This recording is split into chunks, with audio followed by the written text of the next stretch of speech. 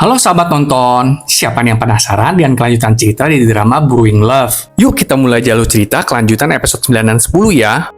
Setelah melampiaskan tangisan yang begitu dalam, Yongju menyadari kalau selama ini dia selalu menahan perasaannya, hingga terkejut dirinya bisa menangis segitunya tadi. Mendengar itu, Minju meminta agar Yongju bisa menangis sepuasnya mulai sekarang. Sementara itu, Chanwi mengantar Arum pulang. Chanwi kaget karena rumah Arum bagus dan besar banget. Tapi Arum mengaku kalau dirinya tidak merasa nyaman di rumahnya sendiri. Hal itu membuat Chanwi sedih. Arum lalu berkata kalau dia melihat Chanwi di masa depannya, dan bertanya bagaimana dengan Chanwi. Berbeda dengan Arum, Chanwi berkata jujur, kalau dirinya bahkan nggak tahu masa depannya bakalan kayak gimana. Hal ini membuat Arum terdiam dan mereka pun berpisah. Mungkin Chanwi minder kali ya dengan kekayaan keluarga Arum. Keesokan harinya, rasa kehilangan Yongju akan neneknya semakin terasa.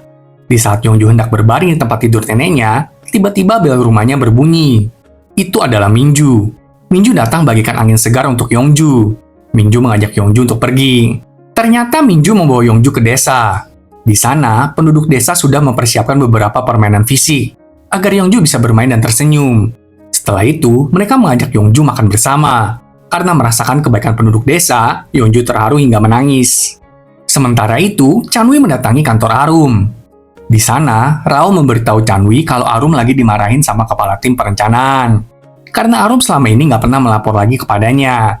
Chanwi menunggu di luar pintu dan mendengar semua ocehan si kepala tim. Lalu mengajak Arum untuk kabur bersamanya. Ketika mereka berjalan pulang, Chanwi memberitahu Arum kalau kemarin setelah Chanwi mengantar Arum pulang, ada seorang tante-tante yang menegur Chanwi karena membawa truk roti panggang ke kompleks perumahan Arum. Pada saat yang sama, ibu Arum memergoki keduanya. Dan ternyata, tante-tante yang Chanwi maksud tuh ibunya Arum. Ibu Arum yang melihat Putri dan Chanwi berpacaran langsung menentang mereka dan menyeret Arum masuk ke dalam rumah. Ibu Arum langsung mengoceh nggak karuan karena Arum berpacaran dengan tukang roti panggang. Arum yang mendengar ibunya ngoceh kayak orang gila langsung mengamuk dan keluar dari rumah. Arum menemukan Chanwi yang masih berdiri di pintu pagar rumah Arum. Mereka pun berbicara, dan dengan penuh frustasi, Arum mengatakan kalau sepertinya mereka memang nggak bisa menikah. Karena Chanwi dibesarkan dengan keluarga yang penuh cinta. Sementara keluarga Arum sangat berantakan. Arum pun melepaskan Chanwi, mengatakan kepadanya kalau ini adalah cara Arum melindungi Chanwi. Keesokan paginya, terjadi kehebohan di desa. Jadi seorang YouTuber telah mengupload foto istrinya Pak Kim di channelnya, yang diambilnya secara diam-diam. Istri Pak Kim ini bukan berasal dari Korea ya, sahabat nonton. Nah, karena unggahan si YouTuber itu, maka istri Pak Kim yang bernama Juan jadi digosipin. Netizen komen kalau Juan sepertinya pernah menikahi seorang pria Korea dan kabur dengan uangnya. Lalu bersembunyi di desa itu menikahi Pak Kim untuk memanfaatkannya dan bekerja di pabrik bir taro. Pak Kim dan Juan sedih dengan perkataan netizen.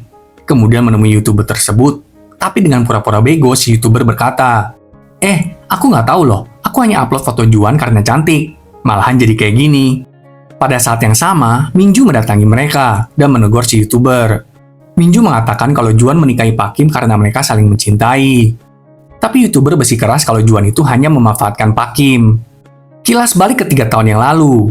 Saat itu, suami Juan hendak pergi meninggalkan Juan karena Juan mandul. Dengan menangis, Juan mengatakan, sebelumnya Juan udah kasih tahu kalau dirinya tuh mandul. Tapi waktu itu, suaminya mengatakan gak apa-apa selama Juan datang ke Korea.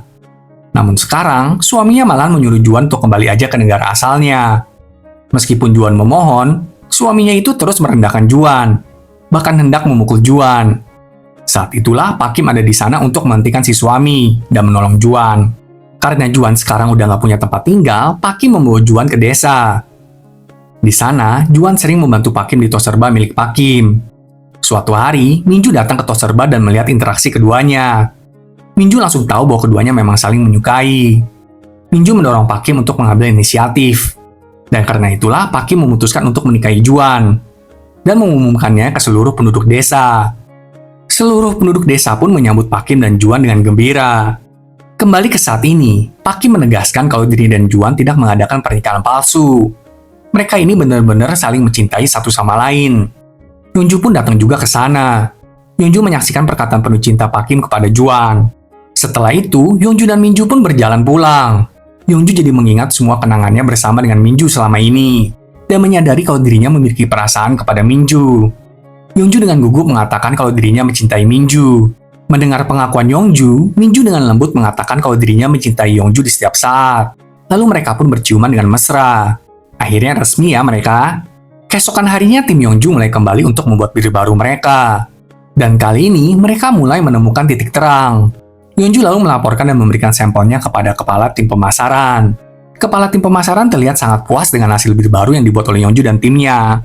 Adegan lalu berpindah ke rumah Yongju, di mana Yongju hendak pergi kerja. Dan Minju ada di sana untuk memberikannya kopi. Setelah Yongju pergi, Minju masuk ke kamar Yongju. Dia membuka kotak yang ada di bawah meja Yongju dan mengeluarkan isinya. Itu adalah foto-foto kenangan Yongju. Minju meletakkannya di meja Yongju. Malam harinya, ketika Yongju hendak pulang kerja, hujan pun turun. Yongju tidak membawa payung dan bersiap untuk menerjang hujan. Namun tiba-tiba, Minju ada di sana dan memayungi Yongju.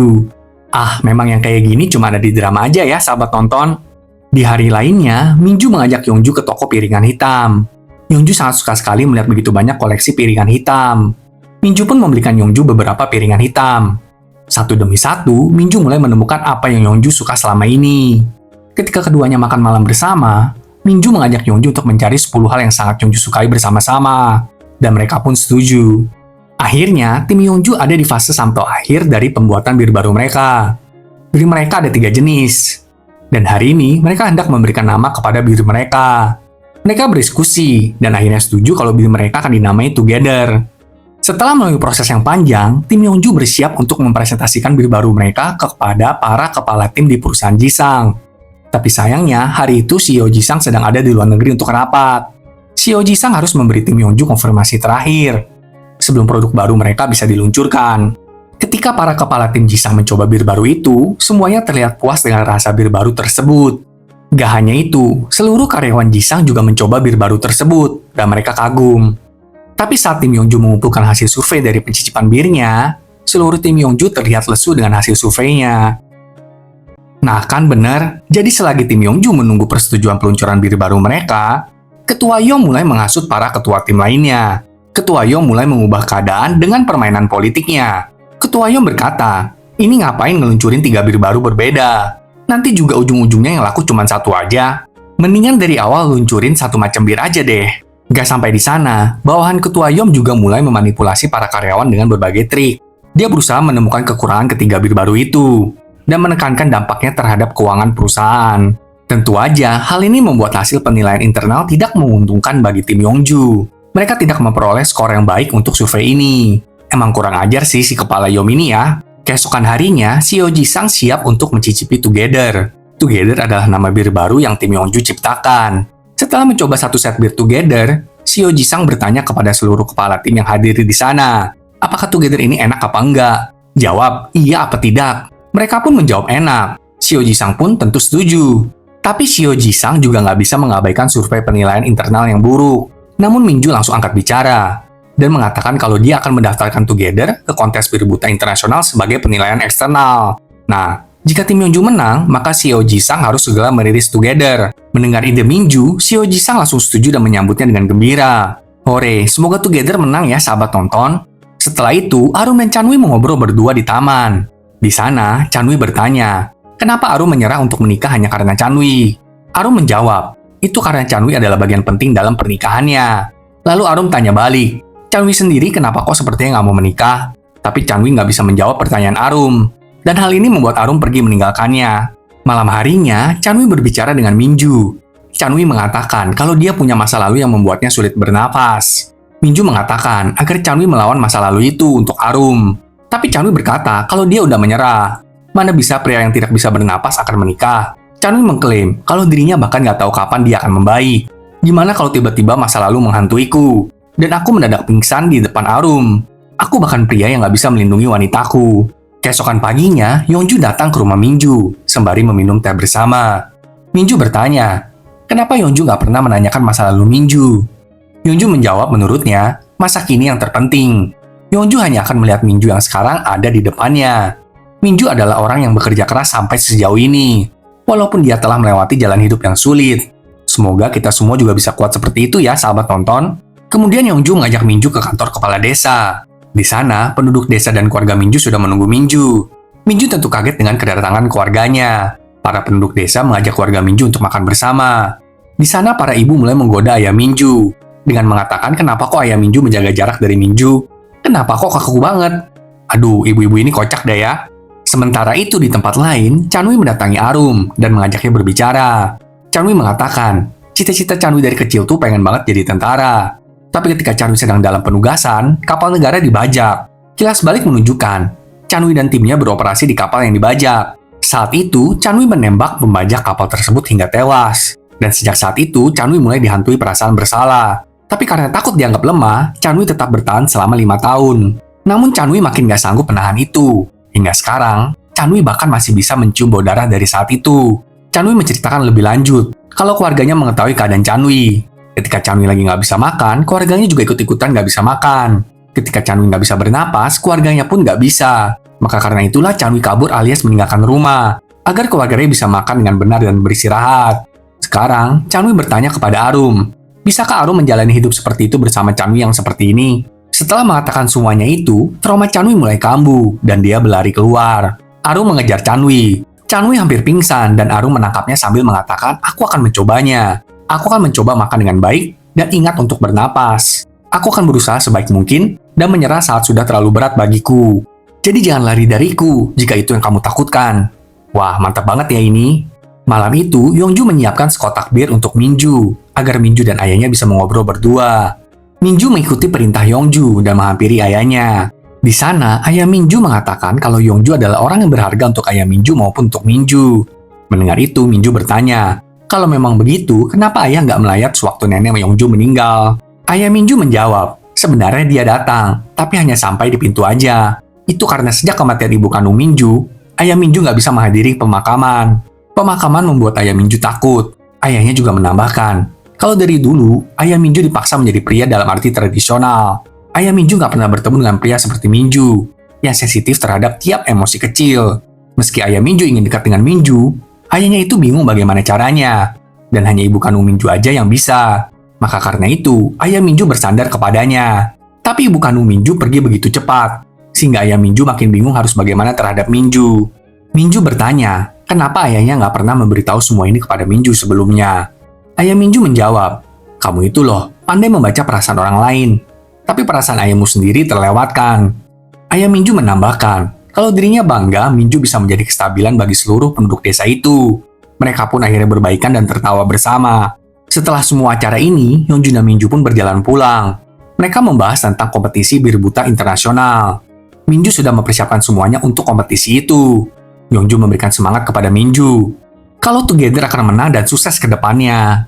Hari bir buta internasional pun dimulai. Para juri mulai mencicipi seluruh bir yang diikut sertakan untuk lomba. Dan tibalah kepada hasil akhirnya. Di sana, Ketua Yom terus-menerus mengatakan hal buruk tentang Together. Terungkap nih, ternyata Ketua Yom menyuruh seseorang untuk mengambil bir yang telah Minju siapkan untuk kompetisi dan menukar bir tersebut. Dan sampailah kepada keputusan pemenang juara pertama. Dan itu tentu adalah bir Minju si Together. Ketika Bir Together menang nih sahabat nonton sebagai juara pertama. Hal ini tentu aja membuat Ketua Yom kesal. Makanya, rasain deh lu, jahat banget sih. Setelah mengambil piala emasnya, Minju mendatangi meja timnya dan menegur Ketua Yom. Mengatakan kepadanya kalau dia terus begitu, pada akhirnya Ketua Yom sendiri yang akan hancur. Kilas balik memperlihatkan, ketika Minju memberikan sampel Together untuk kompetisi kepada kurir, Minju membaca perasaan si kurir dan menebak dengan jitu kalau si kurir itu adalah suruhan Kepala Yom yang akan menukar Bir Together. Kembali ke saat ini, Kepala Yom sangat kesal dengan hasil kompetisi dan perkataan Minju, sehingga dia pergi dari sana. Sementara itu, seluruh tim Yongju bersama Kepalanya bergembira bersama atas kemenangan besar ini. Akhirnya, kita tiba di hari pertama peluncuran Bir Together. Tapi Yongju mendapatkan telepon kalau birnya nggak bisa dikirim hari ini. Yongju segera pergi dan bertemu dengan Minju yang terlihat lemas. Minju menegaskan kalau mereka harus menunda tanggal peluncuran Together, karena bir ini harus dibuang. Wah, ada apa lagi dah ini? Memang bisa mengetahui pikiran dan perasaan orang itu kayaknya enak ya, tapi ujungnya kita harus tetap konfirmasi ke orang tersebut. Karena kalau enggak, semua yang kita rasakan akan tetap menjadi asumsi kita semata. Saksikan kelanjutan 2 episode terakhirnya minggu depan ya sahabat nonton. Sampai jumpa!